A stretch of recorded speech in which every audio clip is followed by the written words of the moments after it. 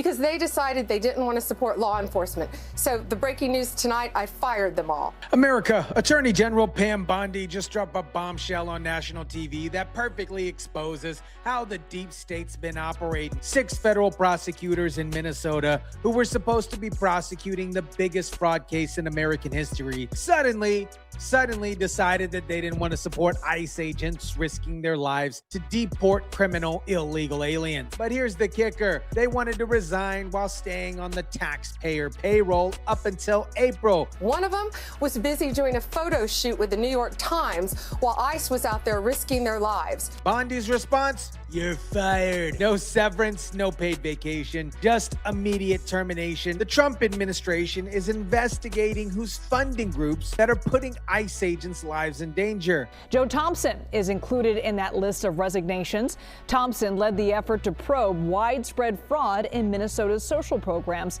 securing more than 60 convictions in just the last year.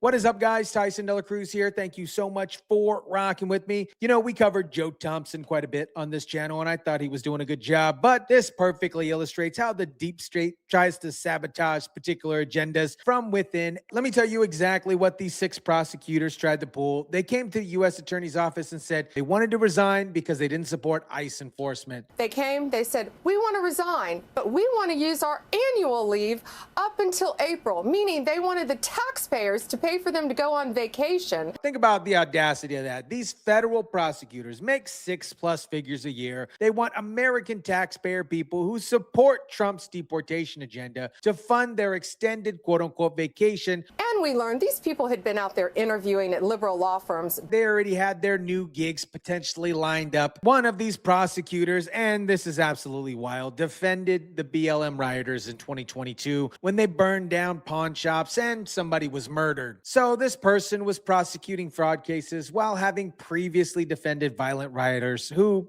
killed somebody. And now they're claiming that they don't support ICE because of moral concerns.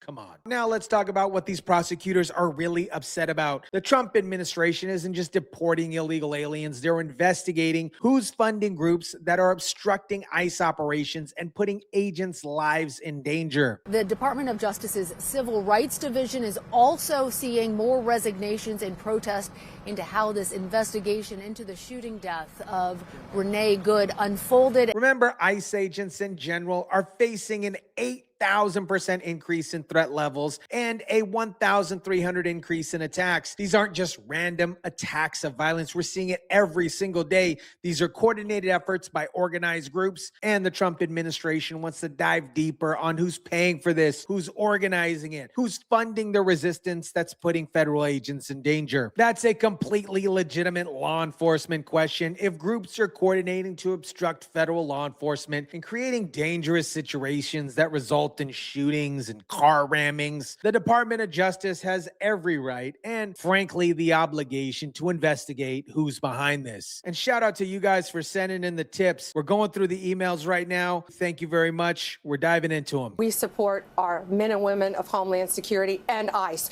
who are out there taking predators off the street every day. But these 6 prosecutors decided that investigating who's funding groups that endanger federal agents is somehow beyond the pale. And here's the thing. Joe Thompson, the lead prosecutor on the Feeding Our Future fraud case, is one of the 6 who resigned. And I personally like this guy. This is the guy who secured more than 60 convictions in the biggest fraud case in American history. He was doing some important work, but apparently his loyalty to anti-Trump resistance is stronger than his commitment to prosecuting fraud. Now the media is trying to spin this as a crisis in the Feeding Our Future prosecutions. Oh no, who's going to handle the fraud cases now that prosecutors resign? Let me tell you who's going to handle them. Prosecutors who actually want to do their job. Defense lawyers have raised the possibility of moving the trial down to Chicago. Meantime, the U.S. Attorney's Office opposing that, arguing that jury selection can weed out biased juries. The defense attorneys for the Feeding Our Future defendants are now trying to use this situation to their particular advantage. They're arguing that their clients, who are accused of stealing hundreds of millions of dollars, by the way, meant to feed hungry children, can't get a fair trial in Minnesota because anti-Somalia sentiment and Trump's rhetoric. As the president says, garbage,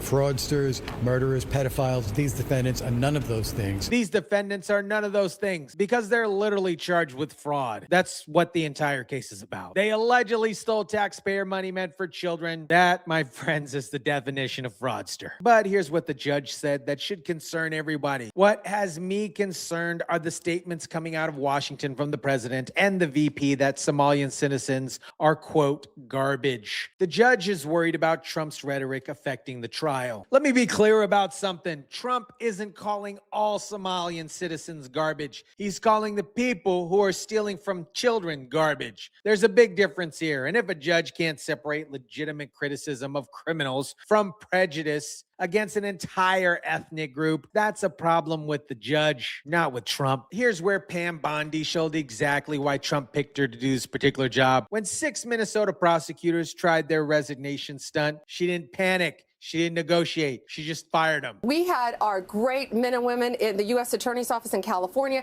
and Eastern Michigan say, we'll come in, we'll prosecute those cases. Think about that. Prosecutors from all jurisdictions are willing to step up to do the work that these 6 principled Minnesota prosecutors refuse to do. Bondi's message was crystal clear. Good riddance to the 6 that are gone. Our great other prosecutors from around the country are coming to protect the men and women of ICE. Assistant U.S. Attorney Dan Bobier told the court that he is the sole prosecutor at the U.S. Attorney's Office who is assigned to the Feeding Our Future case. But he says the office has plans to hopefully assign 2 more prosecutors by the end of the week. And it's not like the cases are going to fall apart. Dan, the man, DeBeer, who's already been working on the Feeding Our Future case alongside Joe Thompson, is taking over as lead prosecutor. He was involved in the trial with Amy Batch, the mastermind behind the $250 million fraud, and he knows these cases inside and out. The work will continue. The defendants will face justice, and the 6 prosecutors who tried to turn their resignations into paid vacations are out on their butts with nothing to show for it. Let's connect the dots here because there's a bigger picture than just 6 prosecutors in Minnesota. This is a pattern on how deep state tries to sabotage Trump's agenda from within. First, they stay in their position during the transition, pretend they're doing good jobs and working for everybody. Meanwhile, they're interviewing for liberal law firms and coordinating with activist groups. Second, they wait for high-profile incidents, in this case, ICE shooting in Minnesota, to create a moral crisis that justifies their resignation. Third, then they try to extract maximum value on their way out. Paid leave through April, media appearances positioning themselves as heroes, future opportunities at firms that will pay them their resistance credentials. Fourth, they try to sabotage ongoing cases by creating the impression that the work can't continue without them. Fifth, they run to the media and paint themselves as principal public servants who couldn't in good conscience support Trump's authoritarian agenda. But Pam Bondi saw through every step of that particular playbook. She fired them before they can execute their plan. She's bringing in replacement prosecutors before the media can create a crisis narrative, and she's exposing their scheme on national television. America, what you witnessed is the difference between the Trump administration and every other Republican administration in modern history. In the past, when deep state bureaucrats tried to sabotage the president's agenda, they were allowed to resign gracefully, collect their benefits,